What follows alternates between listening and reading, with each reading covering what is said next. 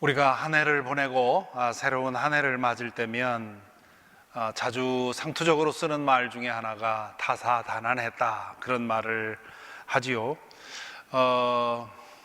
2020년이야말로 다사다난했던 그런 한 해였습니다. 준비 없이 맞은 이 코로나 시대, 그로 인해서 우리는 당황했고 황당해했고 어쩔 줄 몰라 했고요. 그러는 가운데 서서히 이 소위 뉴노멀이라고 하는 것에 익숙해져 왔습니다. 한동안 헛발질도 하고 또 어쩔 줄 몰라서 어려움도 겪고요. 그러나 이제는 이것이 길어지면서 많은 분들이 여기에 적응을 하고 이 상태로 살아가는데 큰 불편 없이 또한 사는 분도 많습니다.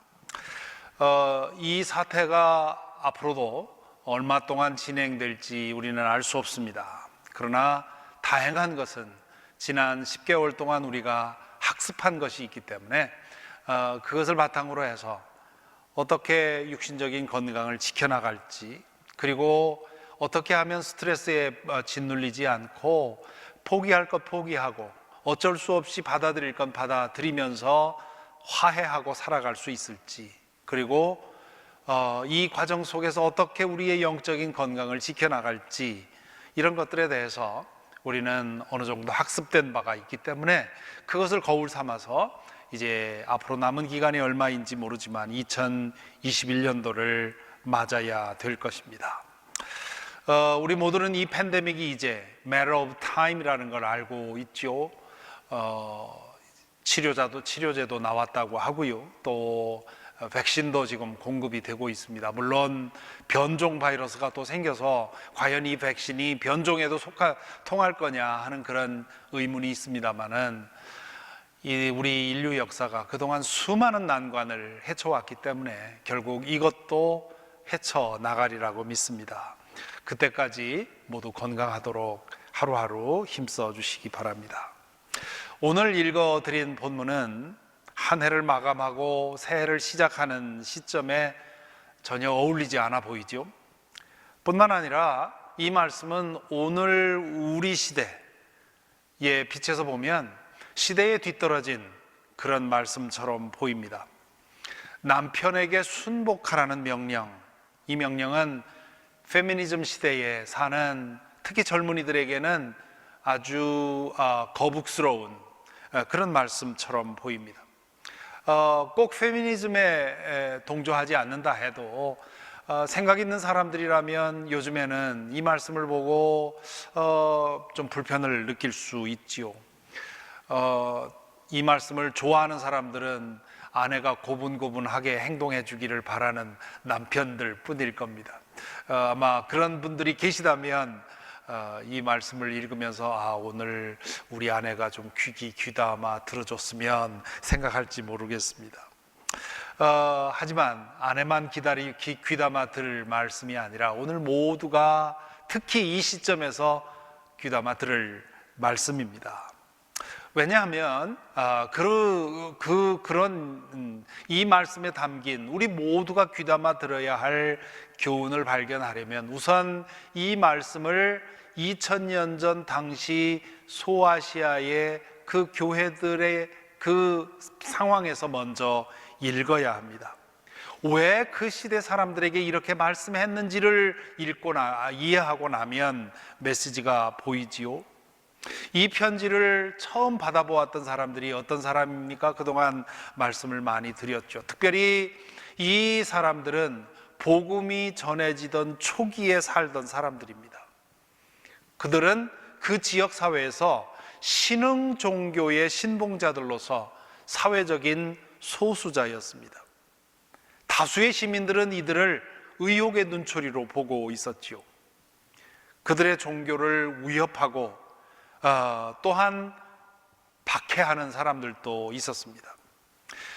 이 선교 초기에 보면 일반적으로 일어나는 현상들이 몇 가지 있습니다. 특별히 기독교 복음이 선포될 때는 초기에 이런 몇 가지 현상이 생기는데요. 첫째는 남성들보다 여성들이 복음을 더 복음에 대해서 더 열려 있고 더 빠르게 반응을 하는 경향이 있습니다.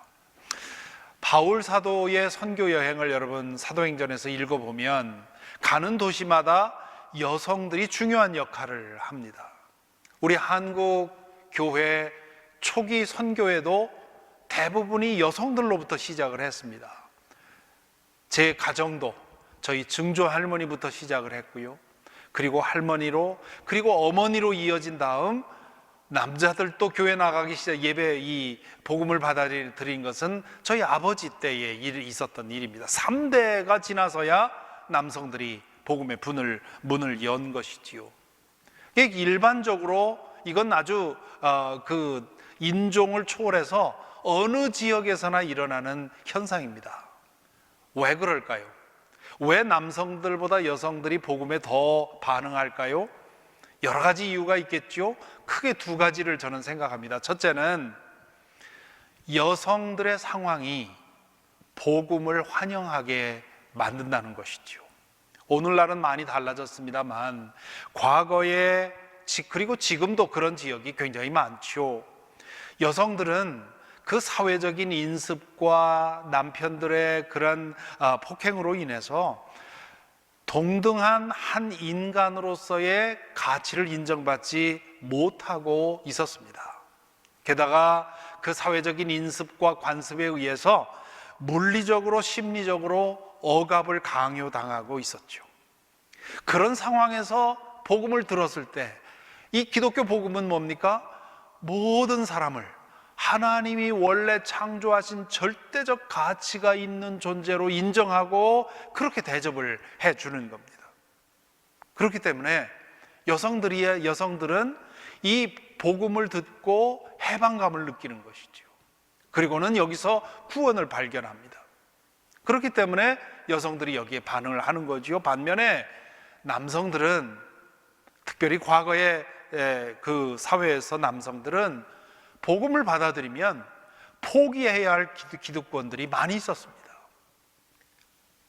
여러 가지 인간 관계의 방법도 달라져야 했고, 자신이 그동안 자기의 멋대로, 그 인습대로, 사회적 관습대로 부리고 살던 그 모든 것들을 포기해야 됐습니다. 대부분의 죄들은 남성들의 죄 아닙니까? 그렇기 때문에 버릴 것들이 너무 많았어요. 그러니까 남성들이 복음을 늦게 받아들인 겁니다. 두 번째는 여성들이 남성들보다 새 것에 대해서 일반적으로 더 열려 있습니다.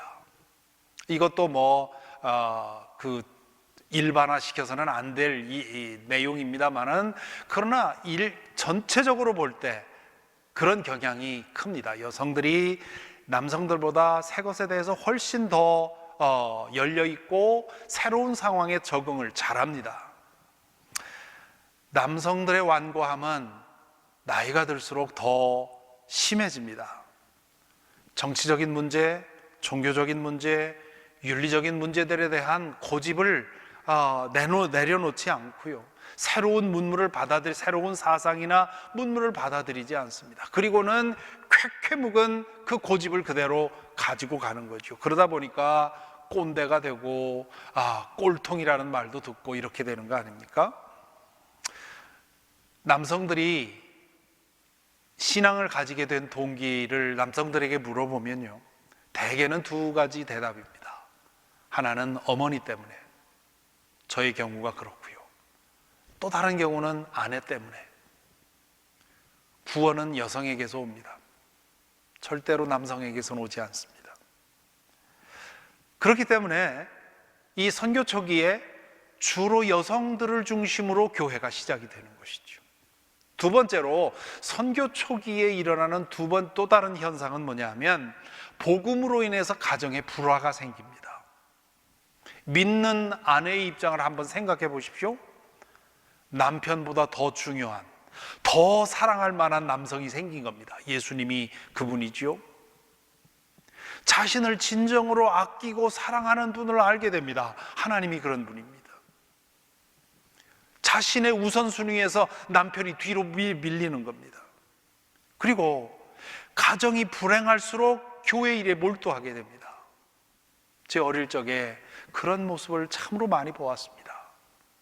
사회가 변화되고 사람들이 깨이게 되고 계몽이 되고 그러면서 가정이 변화되고 된 이후에는 많이 달라졌지만 제 어릴 때만 해도 대부분의 가정들이 문제가 많았습니다. 남성들, 아버지들은 그저 자기 멋대로 가족들을 부리고 했죠.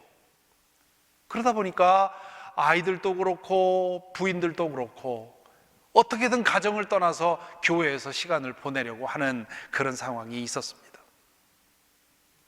그러니 이런 상황에서 남편들의 입장을 한번 생각해 보십시오.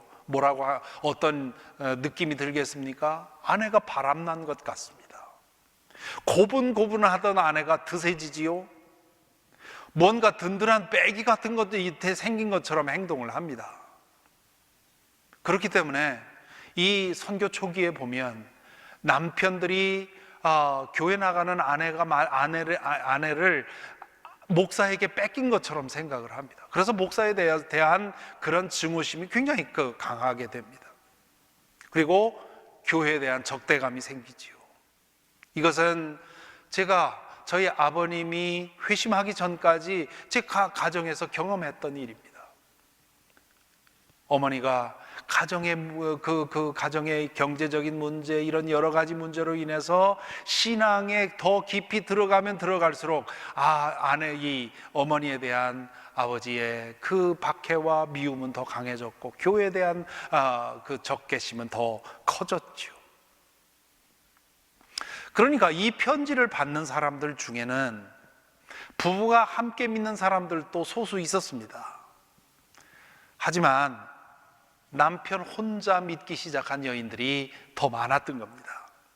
그로 인해서 가정 불화가 생길 여지가 많았던 겁니다. 오늘 말씀은 이런 상황에서 주어진 말씀이지요. 그래서 우리 3장 1절을 보면 이렇습니다. 성경을 펴시고 성경 말씀을 따라 보면서 가면서 들으시기 바랍니다. 1절에 보면 뭐라고 합니까? 아내 되니 여러분, 이와 같이 여러분은 자기 남편에게 순복하십시오. 여기 이와 같이라는 말은 무슨 뜻입니까? 2장 13절에 보면 인간이 세운 모든 제도에 주님을 위하여 복종하십시오, 그렇게 돼 있죠. 이미 말씀드린 것처럼 인간이 세운 제도가 완전하기 때문이 아니라 그래도 그 제도가 있어야 되기 때문이고 제도를 지키는 게 좋기 때문이고, 그리고 복음이 원하는 것은 그 제도 속에 들어가서 제도의 속부터 바꾸는 것이 복음의 능력이기 때문에 그렇습니다. 그렇게 말씀한 다음에 2장 18절에서 베드로 사도는 그 원리를 가장 적용하기 어려운 노예제도에 적용해 보라고 얘기를 합니다. 그래서 노예들에게 주인에게 순복해라, 그렇게 얘기를 하지요. 그리고는 3장 8절에서는 1절에서는 노예들처럼 여성들도 아내들도 이 원리를 적용하라고 얘기를 합니다. 비록 결혼의 제도가 완전하지도 않고 비록 남편이 불의하고 믿지도 않고 어뷰즈하는 사람이라 할지라도 할 수 있으면 아내의 역할을 감당하라는 겁니다. 여기 순복하라는 말은 2장 13절, 2장 18절에 사용한 단어와 동일한 단어가 사용이 되고 있습니다. 남편에게 순복하라는 말은 당시 사회에서 다들 그렇게 말하던 때에 한 말입니다. 그러니까 지금 베드로가 새로운 도덕률을 제시하는 것이 아닙니다. 여의 아내들에게 그동안 해온 것처럼 하라는 말입니다. 그런데 혼자 믿기 시작한, 신앙생활을 반대하고 박해하는 남편을 둔 사람일수록 순복하는 것이 중요합니다. 한번 생각해 보십시오. 억압당하고 박해받고 어뷰즈 당하는 아내의 입장에서 복음을 들으면 얼마나 해방감을 느끼겠습니까? 지옥 같은 가정보다는 천국 같은 교회가 얼마나 좋겠어요. 믿는 사람들끼리 만나면 서로 형제님 자매님 하면서 또 서로 떠받들어주니 집안에서는 도무지 경험하지 못한 그런 새로운 경험을 하는 겁니다. 그리고 짐승 같은 남편보다는 예수님이 얼마나 좋은지 모릅니다. 그러니 마음 같아서는 남편을 떠나고 싶고, 가정을 버리고 싶고, 아내라는 굴레를 벗어 던지고 싶고, 늘 교회에서 살고 싶겠죠. 그런 성향을 생각하면서 베드로 사도가 말합니다. 절대로 그렇다고 해서 가정을 버리지 마십시오. 그렇다고 해서 남편에 대한 의무를 저버리지 마십시오. 주부로서 여러분의 책임을 다하십시오. 왜 그럽니까? 아내의 궁극적인 목표는 남편을 감화시켜서 남편까지 구원하는 데에 있기 때문에 그렇습니다. 그렇기 때문에 그에게 복음을 전해서 그가 복음에 변화되게 하기 위해서는 먼저 모든 여성들에게, 아내들에게 기대되는 그런 기본적인 일을 충실히 하라는 거죠. 왜냐하면 그것이 기본이기 때문에 그렇습니다. 이와 비슷한 상황에 대해서 바울도 언급한 적이 있습니다. 고린도전서 7장에 보면 그런 얘기를 합니다. 믿지 않는 배우자가 믿는 배우자와 같이 살기를 원치 않을 때, 아무리 전도해도 안 믿고 나는 안 믿을 테니 더 이상 상관하지 말라 얘기를 하면서 믿지 않는 당신이 믿으려면 나가시오 이렇게 되면 그 원대로 들어주라고 말합니다. 비록 주님은 이혼하지 말라고 했지만 믿지 않는 사람이 헤어지길 원하면 들어주라는 겁니다. 반면에 믿지 않는 배우자가 같이 살기를 원하면 같이 살라는 거죠. 그런데 그냥 같이 살려고 할 것이 아니라 그 남편을 혹은 아내를 믿음으로 변화시키도록 힘쓰라고 말합니다. 따라서 결혼 생활에 대해서 바울과 베드로가 공감하는 점이 있습니다. 여러분 알다시피 베드로는 결혼한 사람이고요. 그래서 선교 다닐 때 아내와 함께 동행을 했죠. 반면에 바울은 독신입니다. 어떤 사람은 결혼을 했는데 이제 율법학자가 되면서 별거했다고 말하는 사람도 있고 한데 어쨌든 그는 홀로 살았습니다. 그러나 결혼에 대한 입장은 바울과 베드로가 동일했습니다. 배우자보다 주님이 더 중요하고 결혼보다 믿음이 더 중요하다는 거죠. 자, 이 말씀을 듣고 저 목사가 왜 이렇게 위험한 발언을 하나 그런 생각을 하실지 모르겠습니다. 여러분 이 말에 동의합니까? 남편보다 혹은 아내보다 주님이 더 중요합니까? 결혼 생활 지키는 것보다 믿음을 지키는 것이 더 중요합니까? 동의가 안 된다면 다음의 말들을 한번 생각해 보십시오. 많은 사람들이 하는 말입니다. 배우자보다 내 커리어가 더 중요합니다. 결혼보다 내 자유가 더 중요합니다. 새로 사랑하는 사람이 나타났으면 지금의 배우자는 떠나도 괜찮습니다.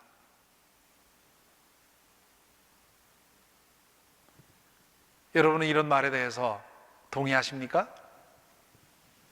아마 드러내놓고 동의한다고 말하는 사람은 없을 겁니다.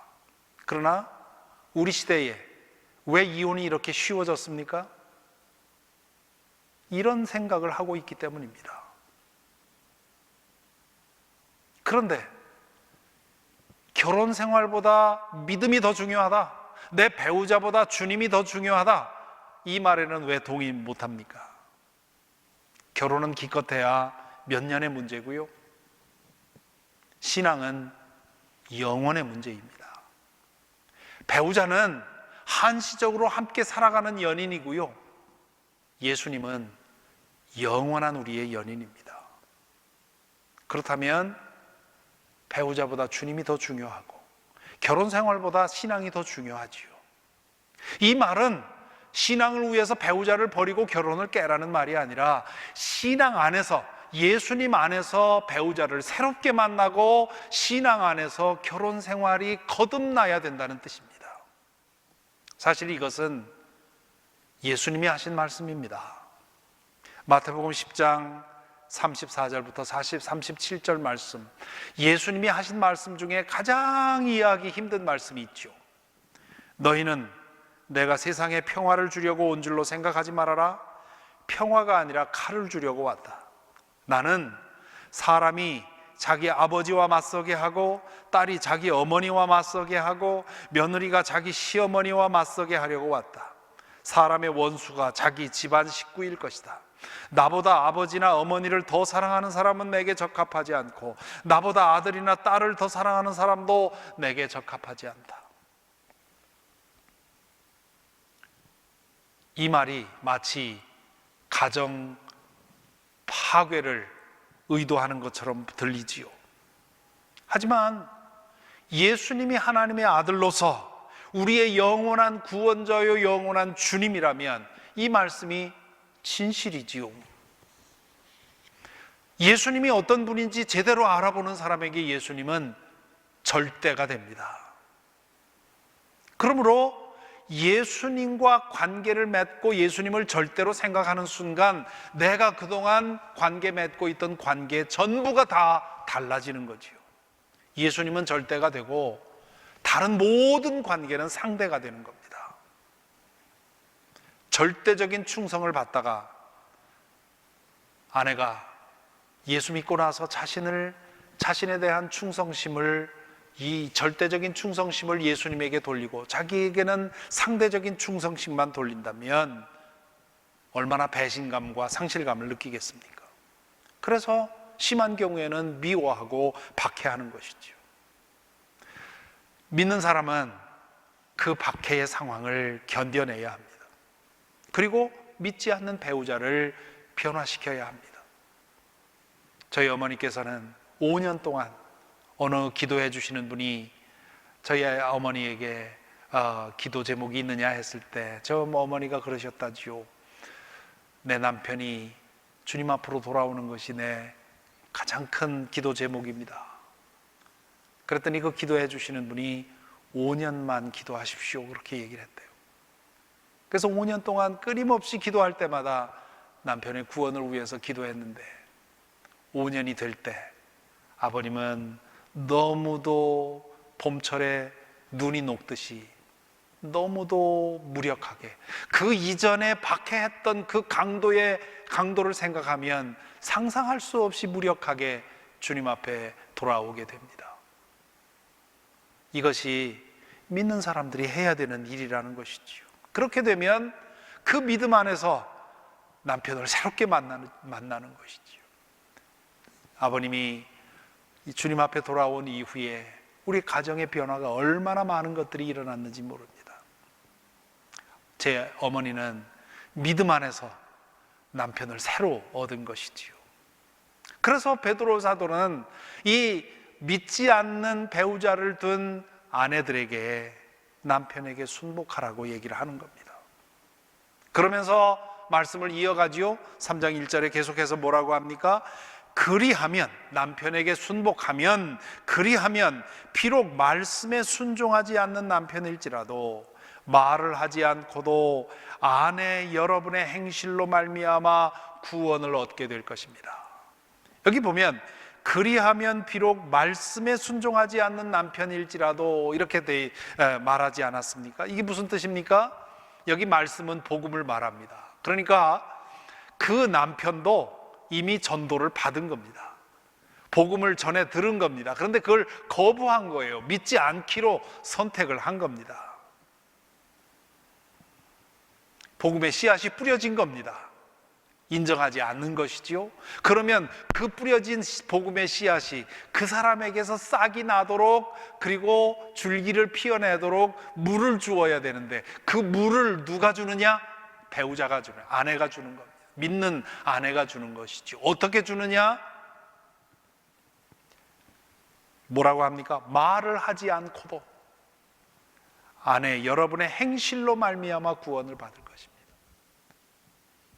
잔소리해서 더 복음을 설명해서 변화되는 것이 아니라 믿는 사람으로서 당신 안에 있는 그 주님을 드러내라는 것이죠. 그러면 남편이 구원받게 될 것이라 그런 얘기를 하는 겁니다.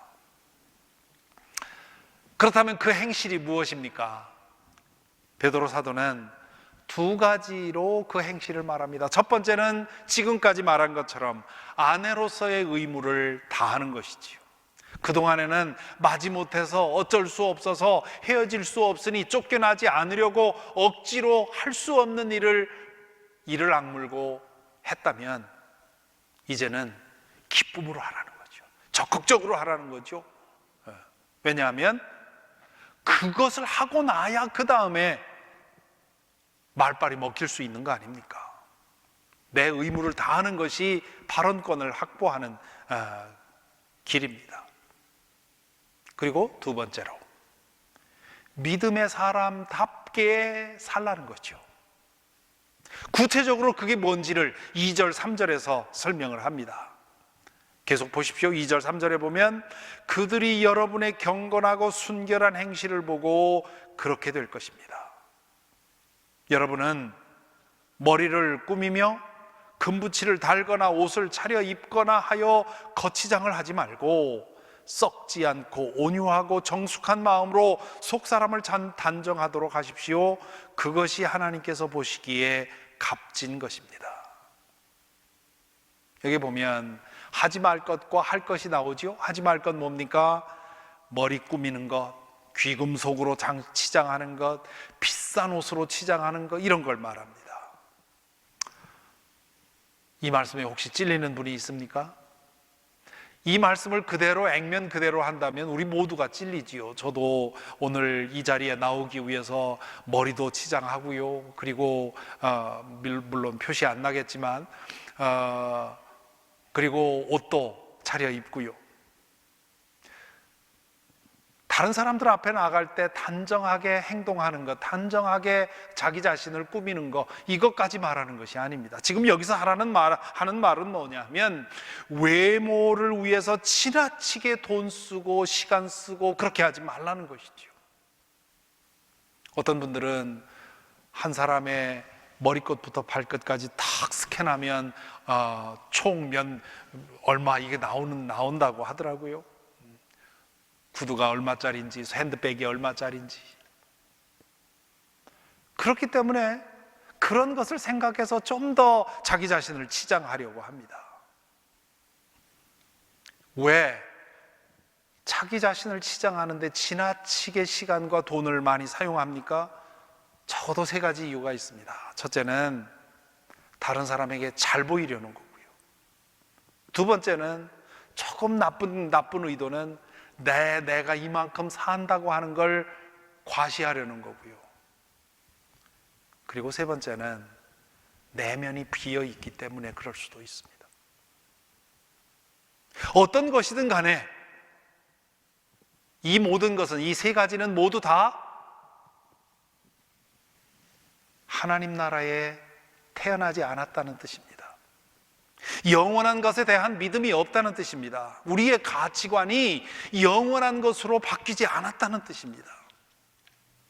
그러니 예수 믿는다고 하면서 사치심과 허영심으로 시간과 돈을 펑펑 낭비하면서 남편에게는 예수 믿으라고 하면 믿겠냐는 말이죠. 오히려 무시당하지요. 너나 잘해. 그런 얘기 듣지 않겠습니까? 믿음의 깊이는 자족의 비결과 비례합니다. 물질적인 것에 대해서는 어느 정도에서 만족을 합니다. 그저 단정하고 깔끔하면 충분합니다. 내 필요에 부합하는 물건이면 됩니다. 그걸 가지고 지나친 허비를 해서, 소비를 해서 사람들에게 임프레션을 주려고 하지 않는다는 거죠. 그래서 자족, 검소함, 단순함, 이런 것들이 우리 기독교의 덕목 아닙니까? 충분히 누리고 충분히 사용할 수 있음에도 불구하고 단순하고 검소하게 사는 사람을 보면 곁에 있는 사람은 질문하지요. 저 사람이 믿는 게 진짜일지 모르겠네. 정말 뭐가 있나? 저 사람이 믿는 게 진짠가? 이런 질문하죠. 그렇기 때문에 거치장에, 사치에, 허영에 마음이 휘둘리지 않도록 힘쓰라는 게 그게 첫 번째 일입니다. 그래야만 내가 믿는 복음이 제대로 설명이 될 수 있습니다. 둘째는 할 것이 있습니다. 뭘 하라는 겁니까? 우리의 속 사람을 단정하라는 거죠. 우리의 영성과 우리의 인격과 우리의 덕성을 기르는 데 마음과 시간을 쏟으라는 겁니다. 머리 매만지는 그 시간과 노력과 정성을 내 내면의 마음을 닫고 하나님 앞에 경건하게 사는 일에 쓰라는 겁니다. 그래서 경건하고 순결한 행실을 가지라는 거죠. 온유하고 정숙하게 살아갈 수 있도록 힘쓰라는 겁니다. 베드로 후서에는 여러 가지 덕을 나열합니다. 지식, 절제, 인내, 경건, 신도 간의 우애, 사랑.